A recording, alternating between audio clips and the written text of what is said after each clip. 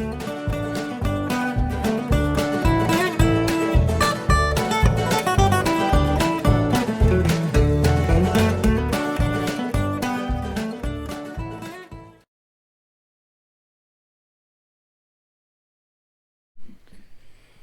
guys, welcome back to the channel. Today is May 6th, I think, and we are about to install the clutch housing on the transmission case. Now, I installed the drive shaft first, as I mentioned in the previous video, because I don't want to be lying down trying to get everything tightened up inside there. So it's easier for me to install the drive shaft first and then just roll the clutch housing back over the drive shaft. We did install new bushings in the drive shaft, so everything here is tight. I did paint the drive shaft with just some aluminum colored paint. I primed the front of the transmission housing and everything, just so that's got a protective layer on it. I know primer doesn't seal against rust, but it's better than nothing at this point, and I'm not going to worry about a whole lot of rust on the front of this. So before we roll this back, I wanted to note that the way that this middle bracket goes on the drive shaft, it goes so that the S curve goes towards the rear.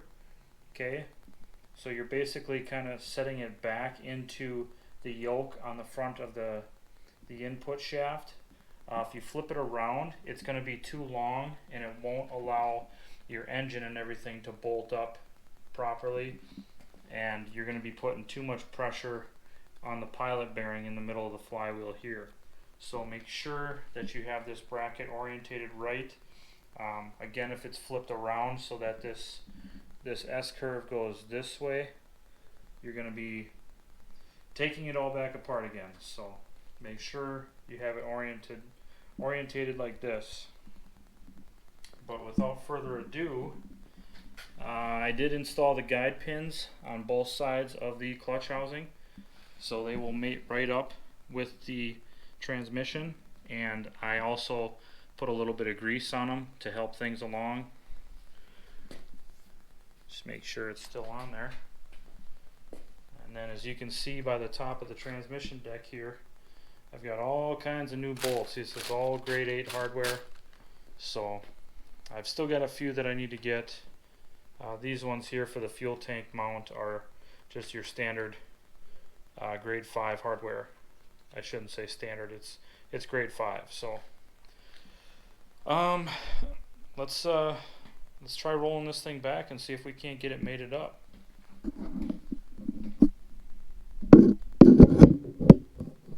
Whoa.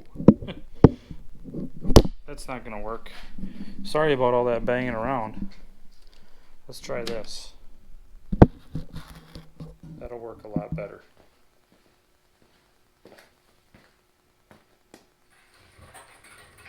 Now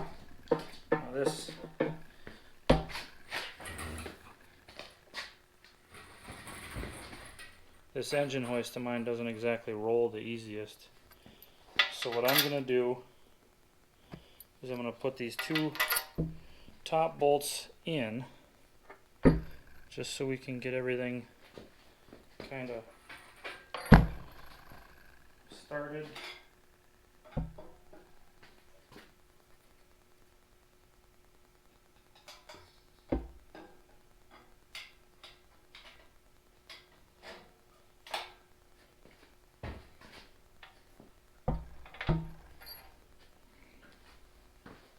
See if I can get the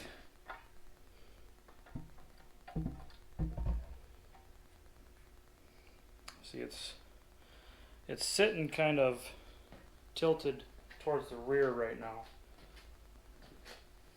so I gotta get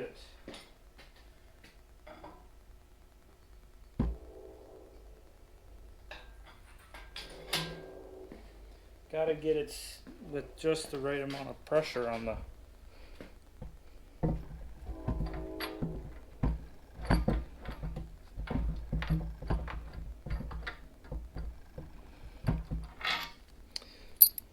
This isn't going to be easy.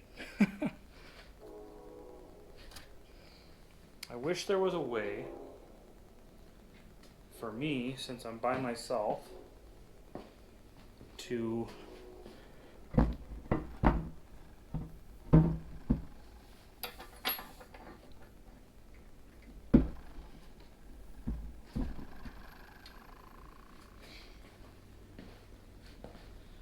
I got one guide pin just barely.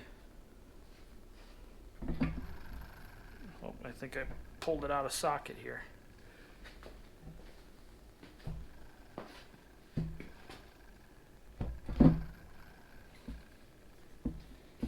If I could just lower it just a tiny bit.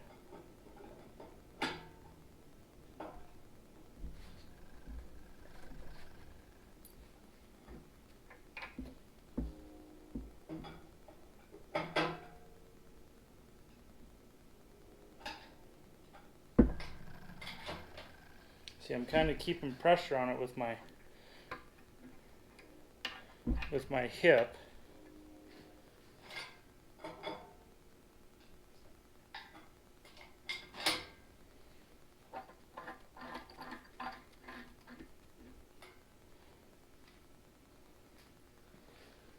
Okay, so we've got the one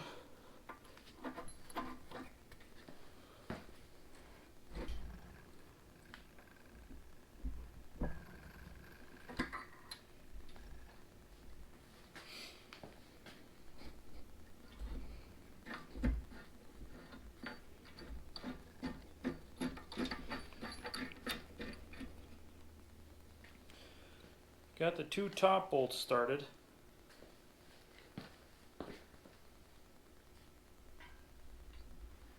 Let's see if we can't release a little pressure to let the front end down to level everything out.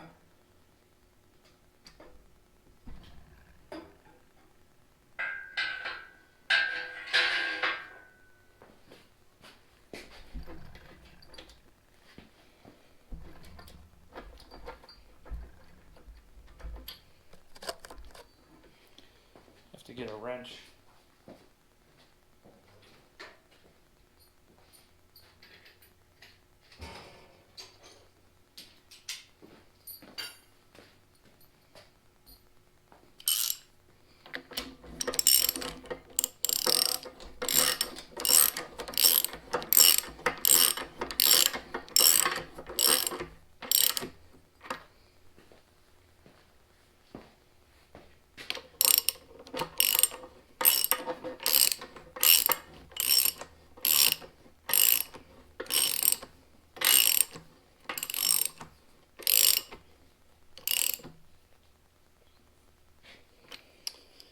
Okay, well now we'll go underneath and see if we can't get the other bolts started.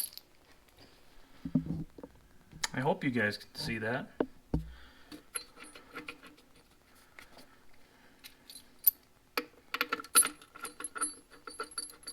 So far, so good.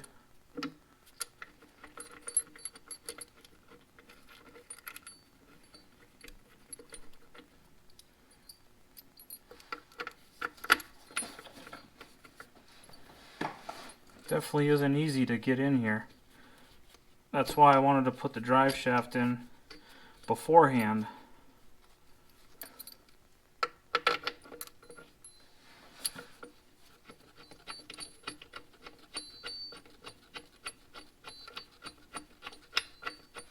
So, soon after this is done, we should be able to get the engine off the stand and mount the flywheel and clutch and get it installed.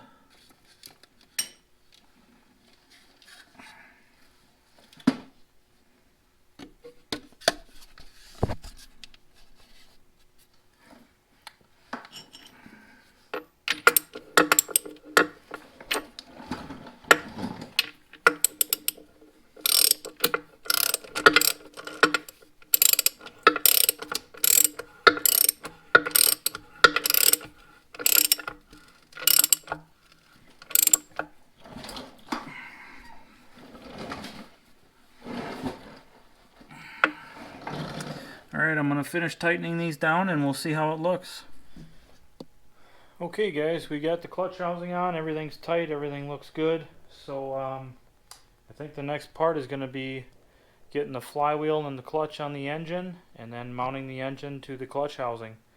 So we're moving right along. Let's move on to the next part.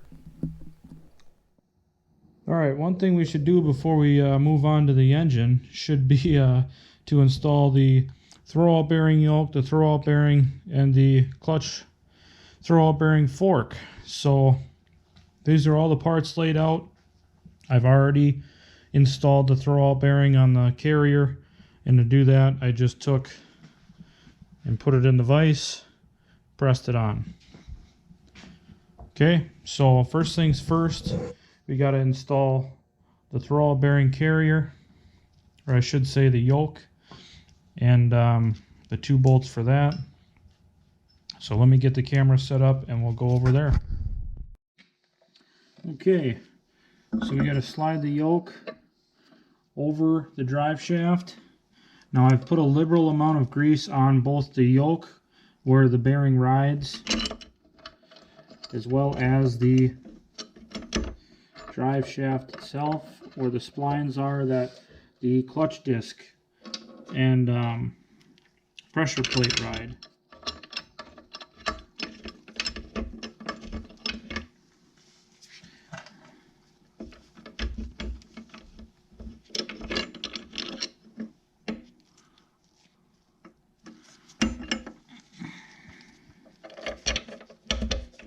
Sometimes it takes a little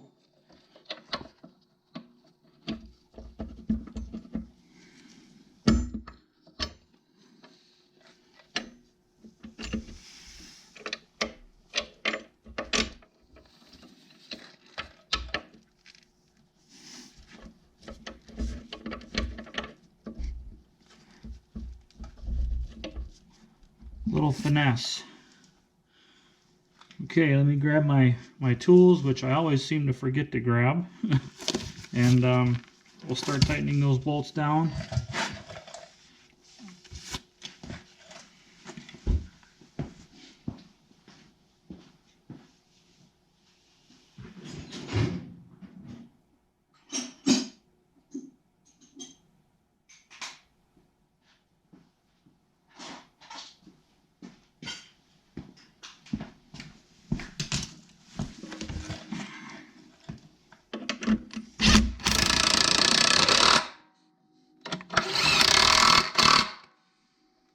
Okay.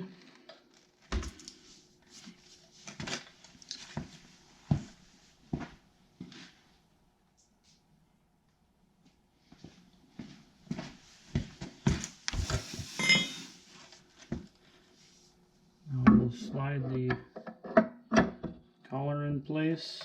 I'm just going to get it started because we have to get the... Oh, I gotta put some new gloves on.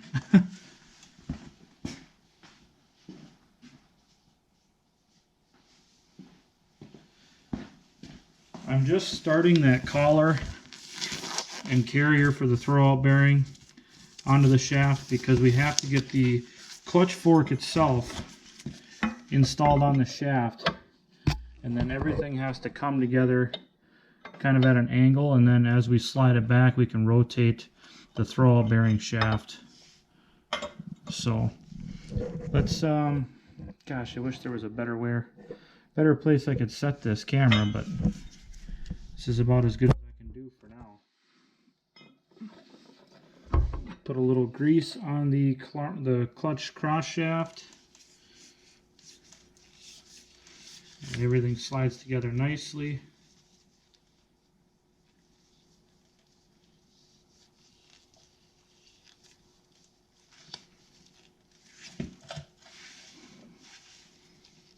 Okay.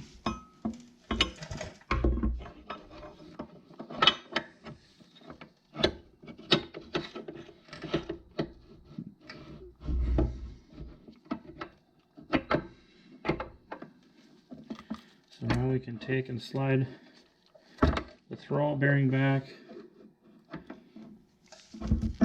Actually, before we even do that, let's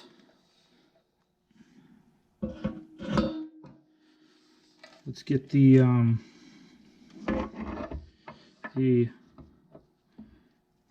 washers, which act as keyways, or I should say, which act as keys for these keyways in the shaft.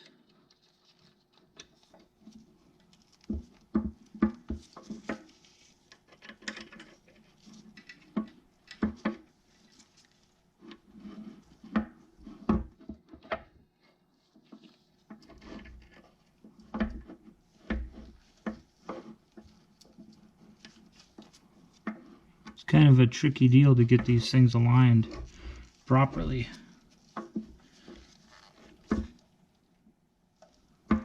Okay.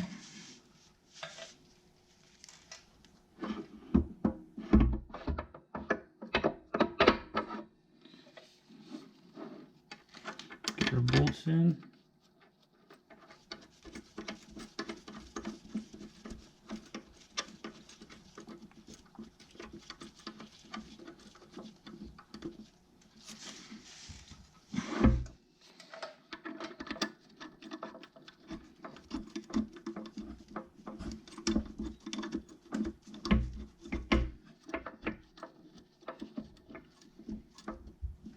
There we go. Now I should be able to get at these from the back.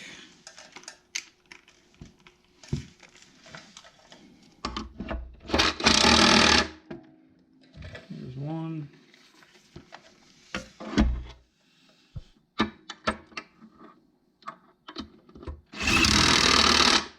There's the other.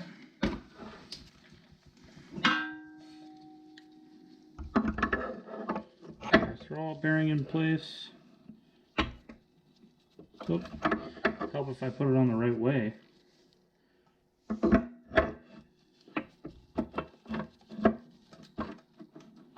There we go. Throwout bearings in place. The grease zerk is down so that we can get to it from the inspection plate.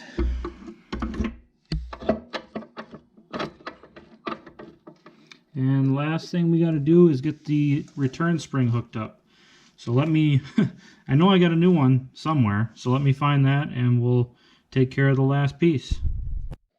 Okay guys, so the spring is here. There's a small hole on the, well, if you're facing the throwout bearing from the front, it's on the right side of the fork, and then you got to stretch the spring back, and there's a pin right here that the spring hooks on. So,